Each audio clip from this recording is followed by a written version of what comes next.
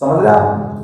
تو حضرت جنید بغدادی رضی اللہ تعالیٰ عنہ کے بارے میں آتا ہے، آپ نے اپنے ایک مرید کو بلایا، اور بلانے کے بعد حضرت جنید بغدادی نے ارشاد فرمایا کہ یہ صندوق ہے، اور اس صندوق کو تمہیں دریائے دجلہ کے حوالے کر دینا۔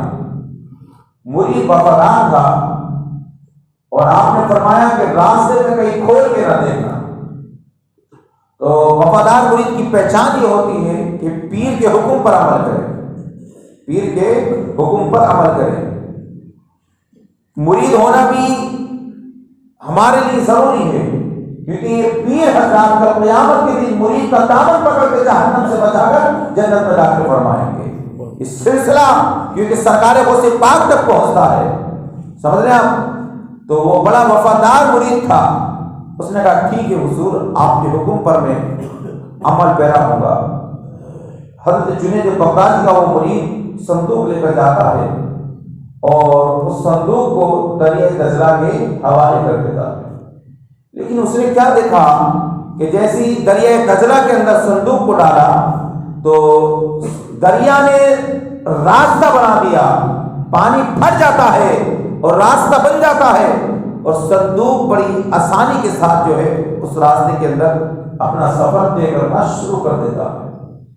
ورنہ تو دریا کے اندر آپ کوئی بھی چیز ڈالو تو وہ لازمی طور پر الگ پلٹ ضرور ہوگی، لیکن وہ بالکل ایسے ہی سفر کر رہا تھا جیسے کوئی سواری چلتی ہو۔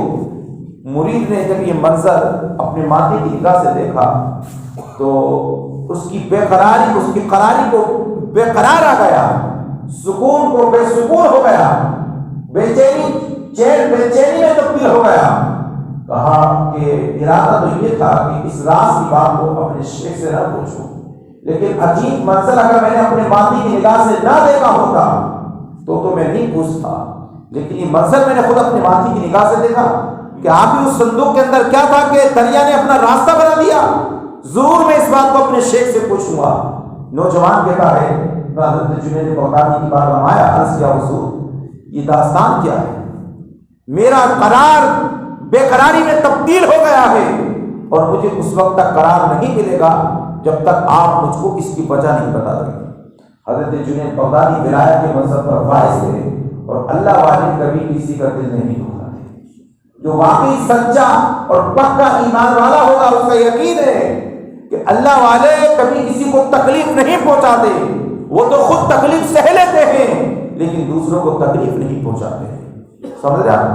ہمارے حضور پر مکہ کے ظالموں نے ظلم کیا، آپ کے راستے میں کانٹے بچھائے، آپ کے اوپر کون کون سی اذیتیں نے کی، حضور نے مکہ چھوڑ دیا، اپنا ہوائی وطن چھوڑ دیا، مدینہ آ گئے، لیکن ظالم پھر بھی بات سنائے، اور آپ کے گھر والے آپ کے جانی دشمن بن گئے تھے، وہ تو حکم خدا بندی تھا تو آپ کو تلوار اٹھانی پڑی اور جہاد ان لوگوں سے کرنا پڑا، ورنہ حضور نے اپنی طرف سے کبھی تکلیف نہیں پہنچائی۔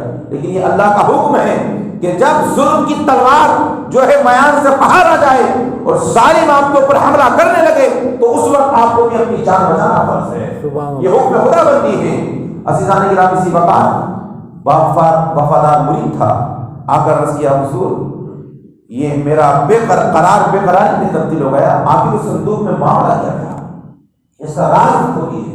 آپ نے فرمایا کہ میرے مرید سنو، میں نے ایک تصوف پہ کتاب لکھی، بات سنوائیے، فرمان تصوف پہ میں نے ایک کتاب لکھی اور یہ کتاب 12 سال میں مکمل ہوئی، 12 سال میں یہ کتاب مکمل ہوئی، اور جب 12 سال مکمل ہو گئے تو میں نے اس کتاب کی نوٹ اور اس کی زلفوں کو سنوارا، اس کتاب کی خوبصورتی کو دیکھا کہ کہیں اس میں نقص کا پہلو تو نہیں آیا کہ شریعت کے خلاف کوئی بات تو میں نے نہ لکھ دی، یعنی اس کے سارے پہلو پہ میں نے نظر ڈالی۔ یہ کون؟ حضرت جنید بغدادی، جو ولایت کے منصب پر بھی فائز تھے اور تصوف کے منصب پر، یعنی صوفی باصفا تھے، تقوی شعار تھے، پرہیزگار تھے۔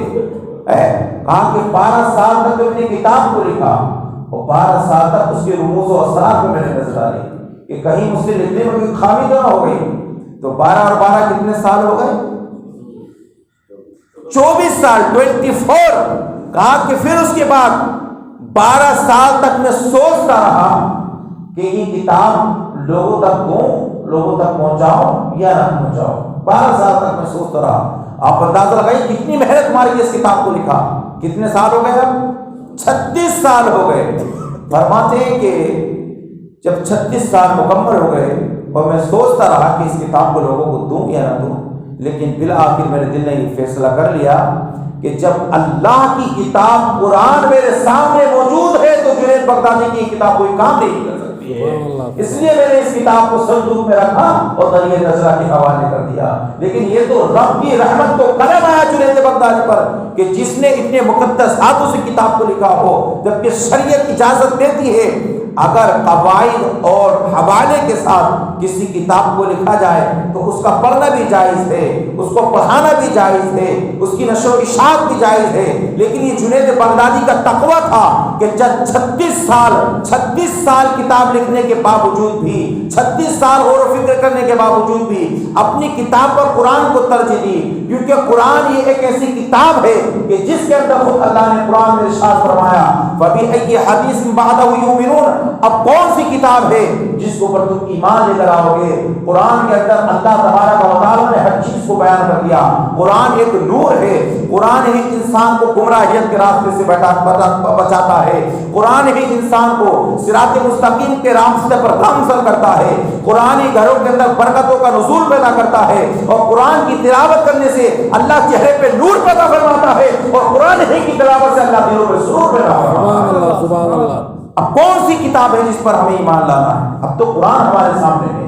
سرکار دو عالم کی پیاری بیوی حضرت عائشہ فرماتے ہیں کہ کانا خلقہ القرآن، حضور کا خلق قرآن تھا، حضور کا اخلاق قرآن تھا. پتہ کیا چلا؟ حضور کا اخلاق دیکھنا ہو تو قرآن کو دیکھ لو، حضور کی سیرت پڑھنی ہو تو قرآن کو دیکھ لو، حضور کا کردار دیکھنا ہے تو قرآن کو دیکھ لو. لیکن آج بڑا افسوس ہوتا ہے ہمیں امت مسلمہ پر. میں نے یہاں آپ کے کیان نگر میں یہ بھی دیکھا ہے، ایک دو گھر ایسے کہ جن کے گھر میں قرآن تک نہیں. میں جھوٹ نہیں بولا، بالکل سچ بول رہا ہوں. ان کے گھر میں قرآن تک نہیں. مسلمانوں، جس گھر میں قرآن نہ ہو تو آپ ایمانداری سے بتائیے اس میں قرآن کب پڑھے گا وہ؟ جب ہوگا نہیں تو پڑھے گا وہ. آج اگر ہے بھی تو ہم نے قرآن کو جو ہے بالا کر دیا، زیادہ سے زیادہ قرآن پہ خوشبو لگائی اور ہم نے جو ہے اس کو تاج کی زینت بنا دیا. کب کھولا جائے گا یہ قرآن؟ کب قرآن کی تلاوت کی جائے گی؟ آج صبح کو آپ گلیوں کا جائزہ لیجیے، ایسا لگے گا جیسے پورا پیارا نگر مردہ بن گیا ہو، اس کے اوپر مردگی کے آثار نمایاں ہو گئے ہو. ارے زندہ وہ ہوتا ہے جو اپنی پیشانی کو اللہ کے حضور چکاتا ہے، اور مردہ وہ ہوتا ہے جو صبح کی نماز چھوڑ دیتا ہے. سبحان اللہ، سبحان اللہ. صبح کی نماز چھوڑنا یہ مردوں کی علامت ہے، اور 5 وقت کی نماز پڑھنا یہ زندوں کی علامت ہے. اللہ نے ہم کو زندگی بخشی ہے تو اس زندگی کا حق یہ ہے کہ ہمیں 5 وقت نماز ادا کرنا ہے. بولو میں صحیح کہہ رہا ہوں یا غلط کہہ رہا ہوں؟ اللہ نے ہمیں زندگی بخشی ہے، لیکن ہمیں اتنی توفیق نہیں ملی کہ ہم اپنے گھروں سے نکل کر اللہ کے دربار میں حاضر ہو جائیں. یاد رکھنا، ایک دو وہ ایسا تھا، اللہ اکبر کبیرہ. یہ قرآن کی بات بتا رہا ہوں. حضرت رسول اللہ صلی اللہ علیہ وسلم کے زمانے میں نماز اس انداز میں ہوتی تھی کہ عورتیں بھی مسجد میں نماز پڑھتی تھی. حضور مصلی امامت پر ہوتے اور مردوں کی صف حضور کے پیچھے، سمجھ رہے ہیں آپ، جوانوں کی صف بڑوں سے پیچھے، اور بچوں کی صف ان سے پیچھے، پھر ان سے پیچھے ہجڑا یعنی مخنث کی صف ہوتی تھی، پھر سب سے آخر میں عورتوں کی صفیں ہوتی تھی. یہ حضور کے زمانے میں تھا. تو یہ سلسلہ چلتا رہا یہاں تک کہ حضرت عمر بن خطاب کا زمانہ آیا. تو حضرت عمر بن خطاب کے زمانے میں بھی عورتیں مسجد میں نماز پڑھنے آتی تھی. تو ایک خاتون جو نماز پڑھنے آ رہی تھی تو اس کے حسن کا کوئی جواب نہیں تھا، حسن جمال کی پیکر تھی. تو متواتر 5-6 دن سے ایک نوجوان جب وہ عورت اپنے گھر سے نکل کے نماز پڑھنے آتی، اس کے راستے میں آ کر کھڑا ہو جاتا اور اس کے راستے کی رکاوٹ بن جاتا. اس عورت نے بلا آخر اس سے پوچھا، اے میرے بھائی تیرا ارادہ کیا ہے؟ تو اس نوجوان نے کہا کہ میرا ارادہ یہ ہے کہ میرا دل تجھ پر آ گیا ہے، تو کہ تو تیری محبت میں آسمان سے چاند و ستارے توڑ لاؤں، لیکن مجھے تجھ سے پیار ہو گیا ہے. ایک مرتبہ تو بھی اپنی زبان سے کہتے کہ مجھے تجھ سے پیار ہو گیا ہے. تو اس خاتون نے کہا کہ میں یہ جملہ تجھ سے بول دوں گی، یہ جملہ میں تجھ سے بول دوں گی اور تیری خواہش کو پورا کر دوں گی، لیکن ایک شرط ہے، تو 40 دن تک متواتر عمر بن خطاب کی ابتدا میں نماز ادا کر لے. سبحان اللہ، 40 دن تک تجھے نماز پڑھنی ہوگی.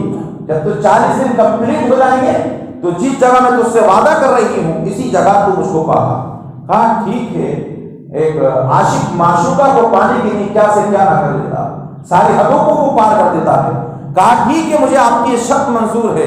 نوجوان کہتا میں نے 40 دن تک حضرت عمر بن خطاب کے پیچھے نماز پڑھی. 40 دن تک حضرت عمر بن خطاب کے پیچھے. وہ عمر بن خطاب جس راستے سے آپ گزرتے تھے شیطان اگر آپ کو دیکھ لیتا اپنا راستہ بدل لیتا. اگر کسی کو نائٹ فیل کی بیماری ہو احتلام کی تو علماء فرماتے ہیں یا عمر، تو عمر کی نیند ناف کے بیچ میں آ جائے. عمر کی جو نیند ہے وہ ناف کے بیچ میں آ جائے، رات میں آپ لکھ کے سو جائیے، آپ کو نائٹ فیل نہیں ہوگا. کیونکہ نائٹ فیل یہ شیطان کی طرف سے ہوتا ہے. اور جس ناف پر کیونکہ وسوسے ناف سے پیدا ہوتے ہیں اس لیے حکم یہ ہے کہ ہاتھ کو نماز کے وقت ناف کے نیچے باندھا جائے اور مضبوطی سے باندھا جائے تاکہ نماز پڑھتے ہوئے شیطان ورگلے پیدا نہ کرے. تو جتنے بھی ورگلے ہوتے ہیں وہ ناف کے نیچے سے ہوتے ہیں. تو عمر بن خطاب کا نام ناف پہ نکلے، اللہ نائٹ فیل کی بیماری سے بچا لے. راستے میں گزر جائے شیطان دل میں وسوسہ پیدا کرے، عمر کا نام لے لیں، اللہ شیطان کو ہلاک فرما دے. وہ عمر بن خطاب کہ جس کے بارے میں نبی نے فرمایا لو کان نبی آبادی لکان عمر بن خطاب، اگر میرے بعد کوئی نبی ہوتا تو وہ عمر بن خطاب ہوتے. سبحان اللہ، شان کی حضرت عمر بن خطاب کی بات پوری ہو گئی. وہ نوجوان کہتا ہے، وہ خاتون بیان کرتی ہے کہ میں نے 40 دن تک حضرت عمر کے پیچھے نماز پڑھی. 40 دن تک حضرت عمر کے پیچھے. جب 40 دن مکمل ہو گئے تو جس جگہ اس عورت نے ملاقات کا وعدہ کیا تھا اسی جگہ پر وہ نوجوان گزر ہوا اس کا. اب وہ خاتون کیا دیکھتی ہے کہ اس کی نگاہ بجائے اس عورت کے اوپر پڑنے کی اس کی نگاہ نیچے جھکی ہوئی ہے. اس نے کچھ بولا نہیں ہے، اس کی نگاہ نیچے جھک گئی. اس نے کہا، اس خاتون نے کہا اے نوجوان تو نے تم سے وعدہ کیا تھا 40 دن کے بعد ملاقات کرنے کا، کیا ہوا؟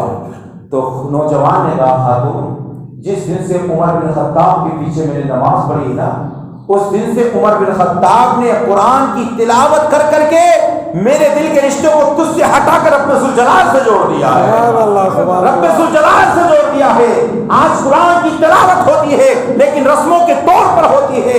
آج اسلام باقی رہ گیا ہے، رسموں کے طور پر باقی رہ گیا. اور یہ میں نہیں کہتا، میرے نبی نے ارشاد فرمایا قیامت لا یقرأ من القرآن الا رسمہ ولا یبقى من الاسلام الا رسمہ.